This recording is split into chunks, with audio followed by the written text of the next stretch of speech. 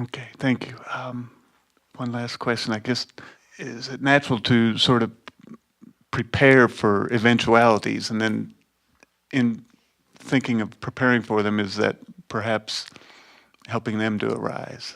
Well, when you understand that the universal forces are preparing circumstances and events, then you can relax and trust that it's going to come into place.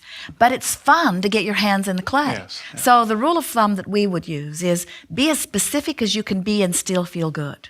If you are visualizing to try to make things happen, then you're stepping on the universe's creative toes, so to speak. And there's an element of not trusting that is messing up your vibration and bogging everything down.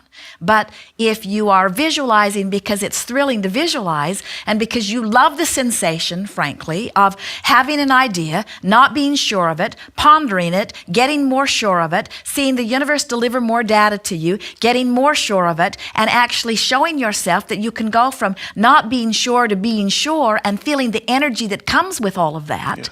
That's creating. That's hands-on creating, you see. Yes. We never want to give you the impression that deliberate creating is about sitting back and yawning and in a sort of bored state of being, just waiting for the universe to deliver the good stuff. There's no fun in that. You want to be queued up there where you're anticipating.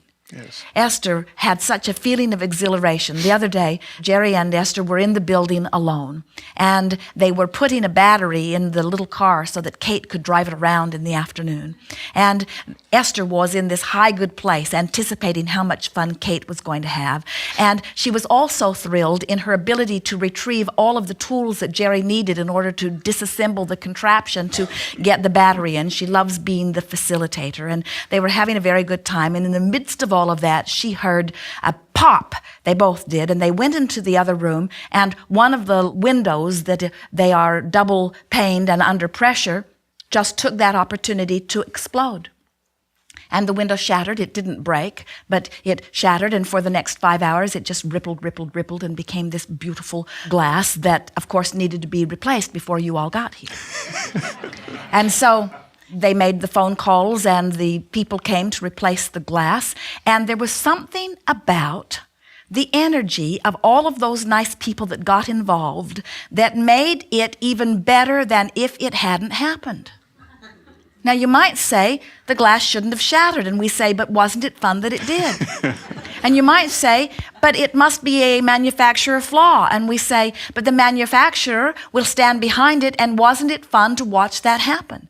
And you might say, but what am I doing that would cause a glass to crack or to break? And we say, well, it might be that you like interacting with people. And so they made a phone call to someone who made a phone call, and these nice men arrived who have been here before because this has happened before.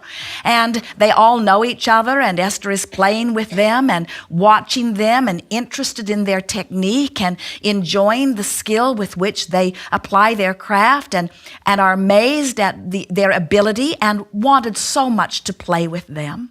And so they are taking this very heavy glass out, and they've taped it so that it will not shatter. And then Esther is inspired with an idea that lit her up from the inside out. She said, I'll get the golf cart and I'll help you take it to the dumpster. They were thrilled because they were wondering how they were going to lug this very heavy glass to the dumpster. They remember where it was. And Esther is looking for every opportunity to be of value and every opportunity to drive her golf cart. And she is thrilled that she can drive the golf cart right onto the porch. She would bring it in the house if Jerry would let her. So she backed it around. She's thrilled with her skills. She backed it down. They loaded it on. They got on the golf cart with her. They complimented her on her driving. She took them by the monster bus to show her what she really likes to drive. They went to the dumpster. She drove down so that they could lift it up. It looked very heavy, so she backed it in just a special way so that they could stand on the golf cart while they lifted it into the dumpster.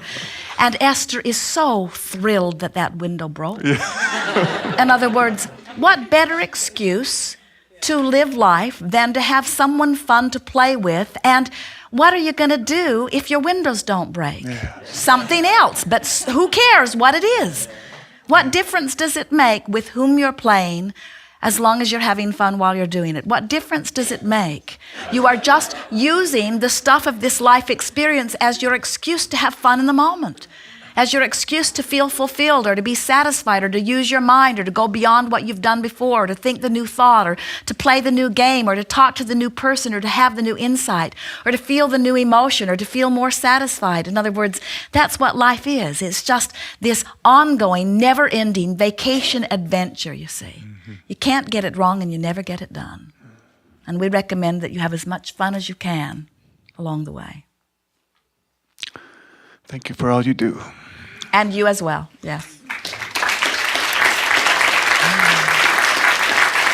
Now what?